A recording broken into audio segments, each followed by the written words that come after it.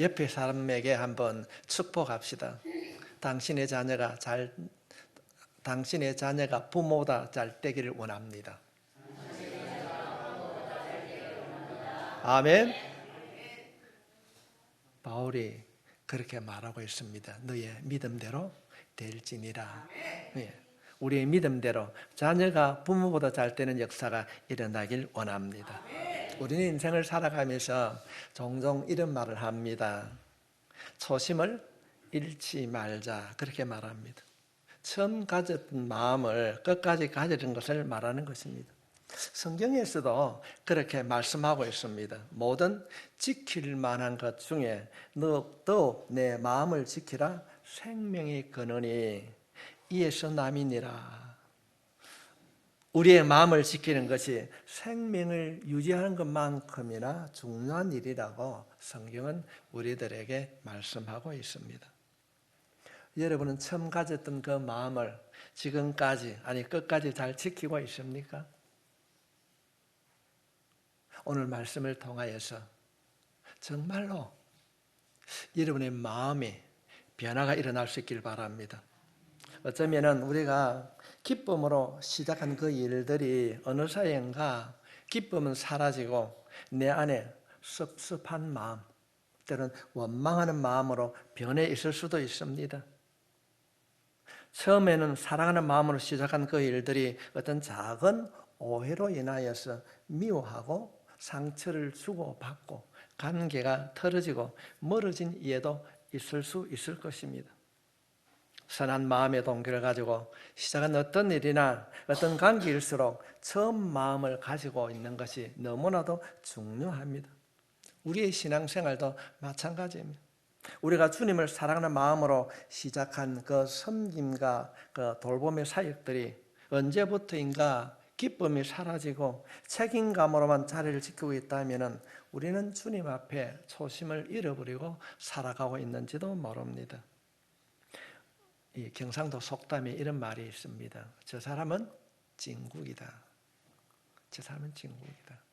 오늘 예배를 드리는 여러분 모두가 여러분을 향하여서 하는 그 평가가 저 친구는 저 사람은 찐국이다 이렇게 들을 수 있길 바랍니다.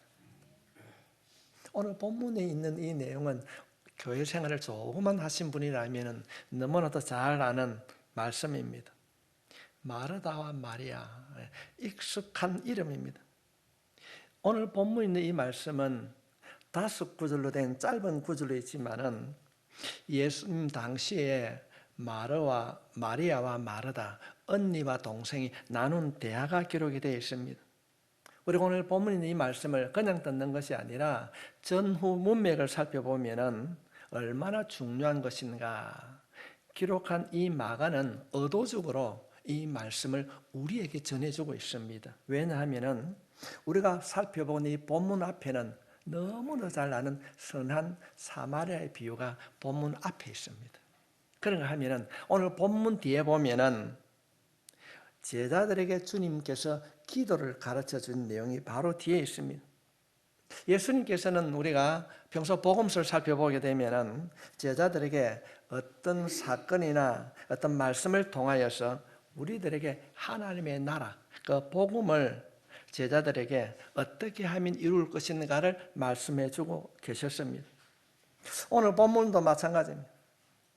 왜 마가는 이 마르다와 마리아 이 두 자매의 이야기를 그 가운데 선한 사마리아인의 비유와 주님이 가르친 그 기도 사이에 이 본문을 끼워 넣어서 우리에게 전해주고 있을까요? 오늘 내용을 살펴보게 되면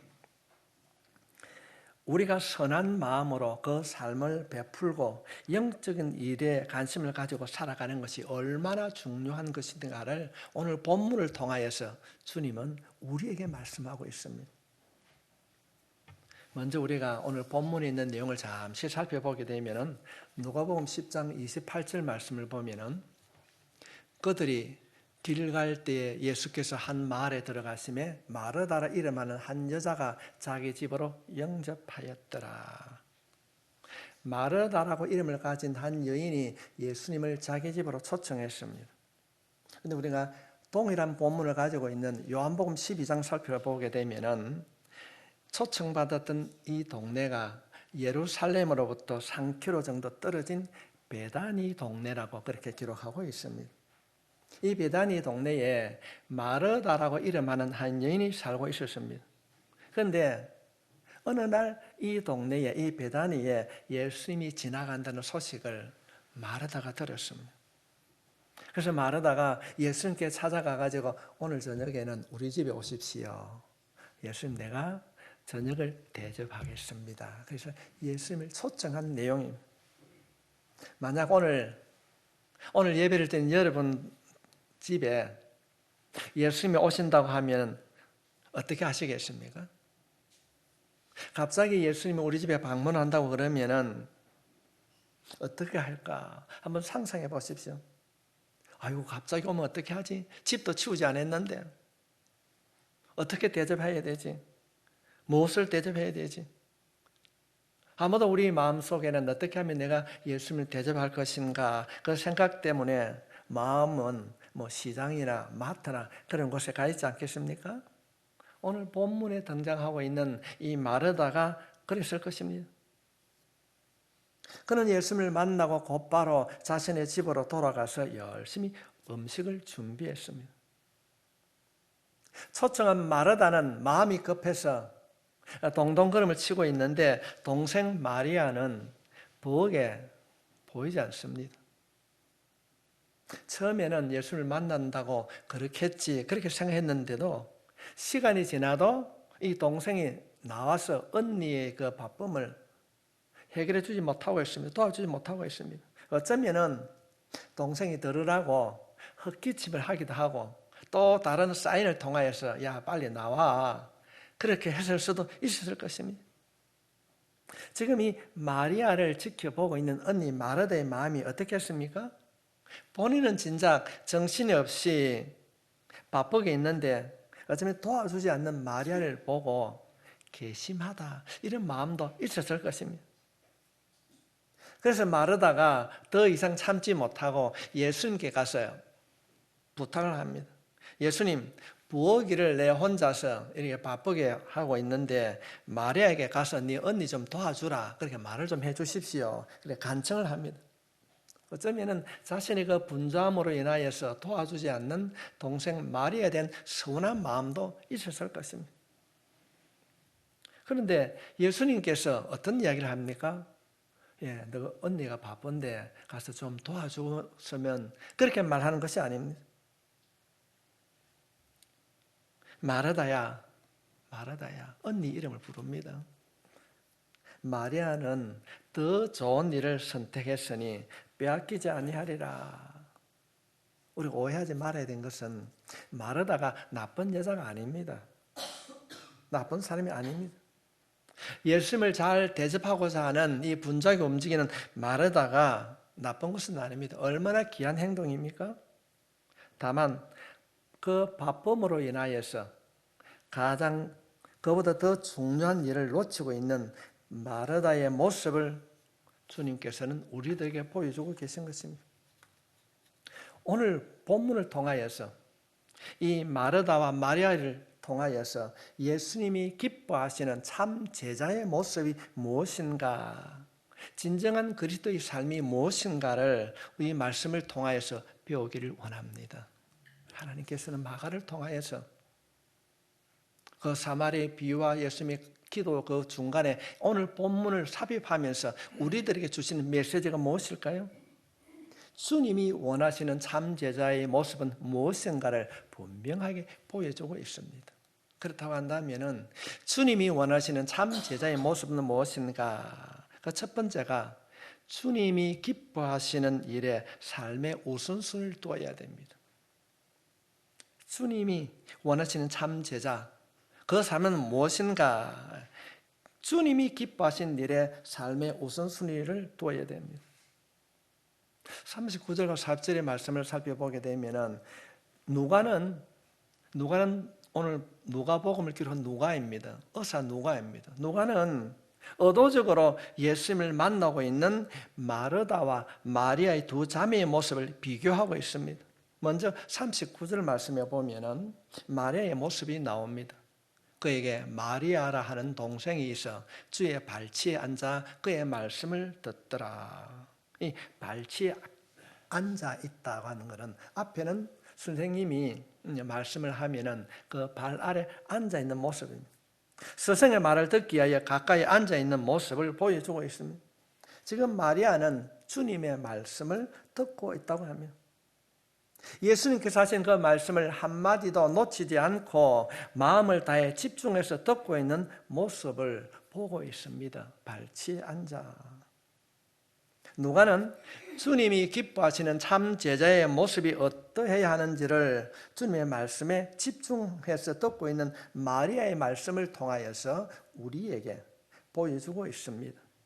이에 반해 말씀을 듣고 있는, 집중해서 듣고 있는 이 마리아에 비해 마르다의 모습은 어떠한가? 40절 말씀을 보면은 마르다는 준비하는 일이 많아 마음이 분주한지라 예수께 나아가 이르되 주여 내 동생이 나 혼자 일하게 두는 것을 생각하지 아니하시나이까 그를 명하사 나를 도와주라 하소서. 지금 마음이 분주한지라. 지금 마르다의 마음의 상태를 보여주고 있습니다.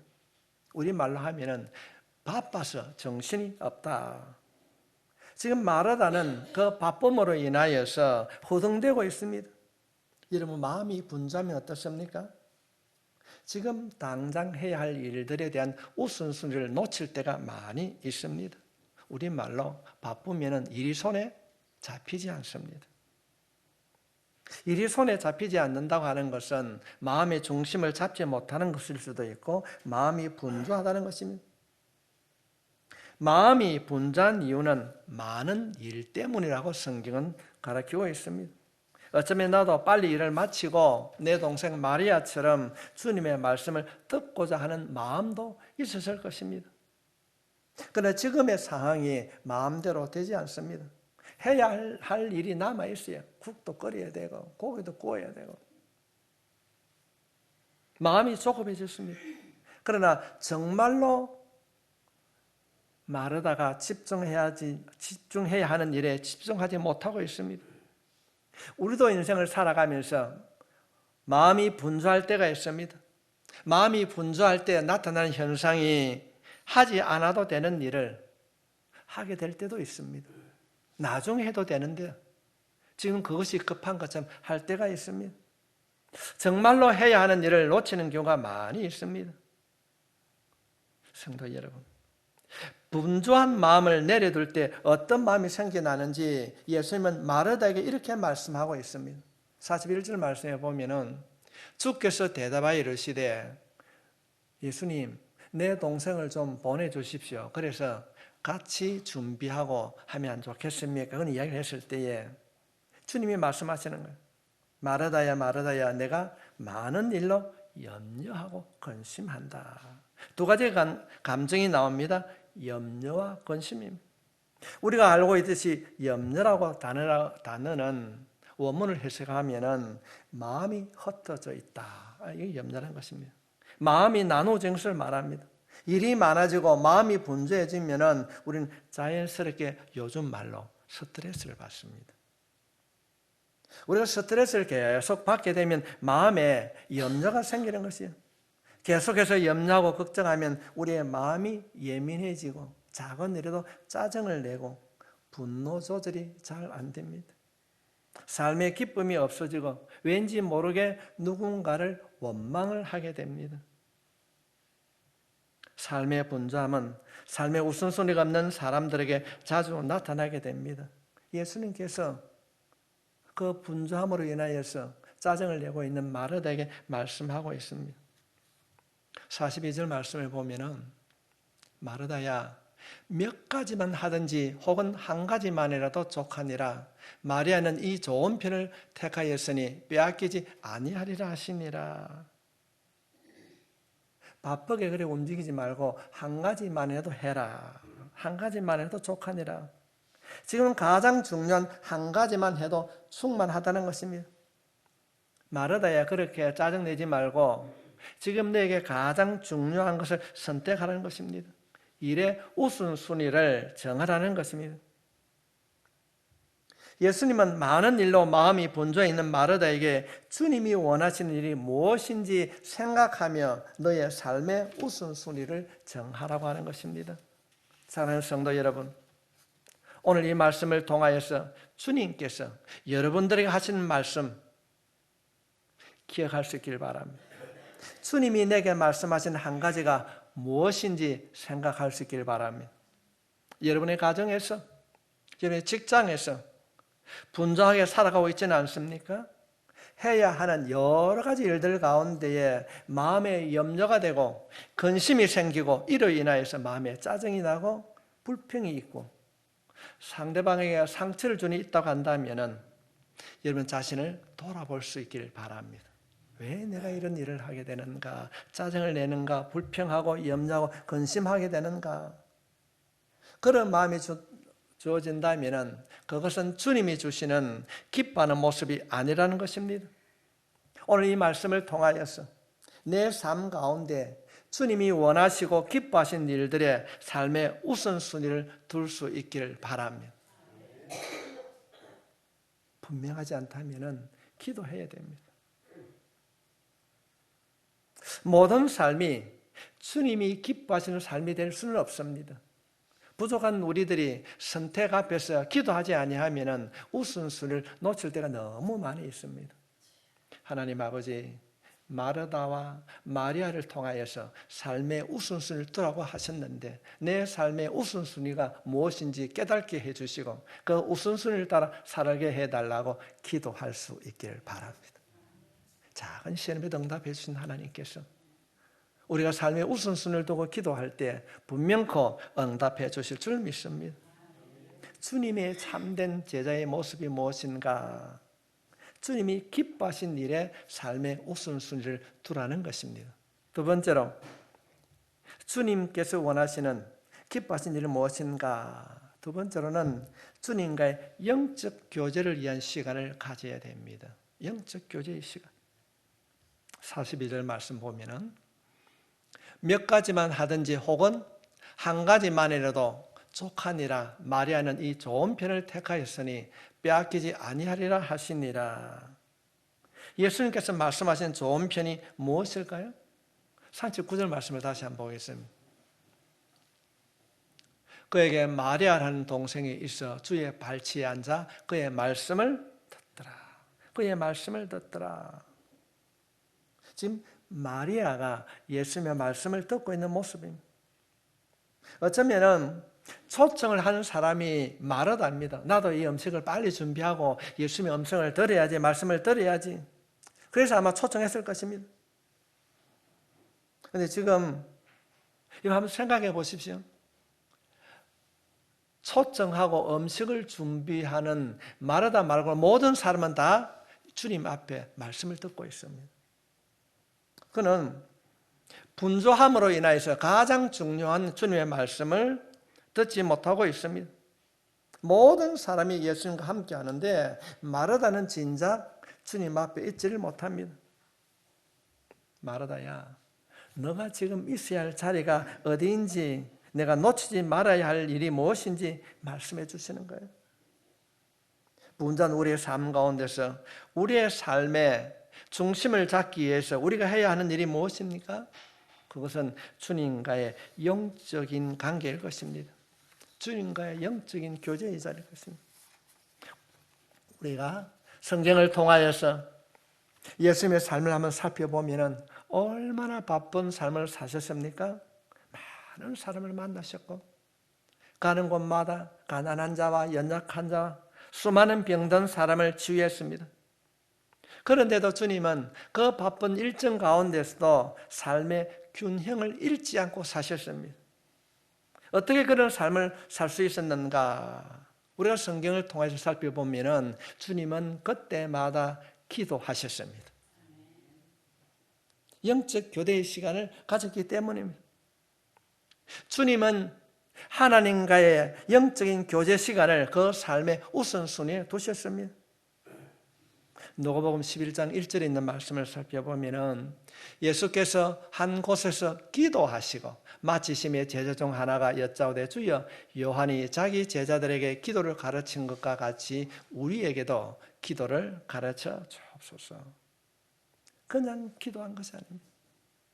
예수님은 그 분주한 삶 속에서 무엇이 필요한가를 삶을 통하여서 우리들에게 가르쳐주고 있습니다. 성도 여러분, 예수님께서 그렇게 분주한 가운데도 기도의 삶을 사셨다고 한다면 우리가 인생을 살아가면서 그렇게 바쁜 가운데 있다 할지라도 예수님처럼 기도하는 삶을 살게 되면 우리에게 십자가의 영광이 주어지게 될 줄 믿습니다. 주님 말씀은 하나님과 교제하는 것이 가장 중요한 길임을 성경을 통하여서 우리들에게 보여주었습니다. 그래서 제자들이 요청하는 거예요. 오늘 본문 이후에 보면 주님이 가르친 기도가 나오는데 예수님 우리에게도 기도를 가르쳐 주십시오. 성도 여러분, 날마다 하나님과의 교제를 하고 계십니까? 혹시 분주한 일로 인하여서 정말로 중요하고 해야 하는 일, 하나님과의 교제의 시간을 바쁜 일들로 인하여서 뒤로 미루고 있지는 않습니까?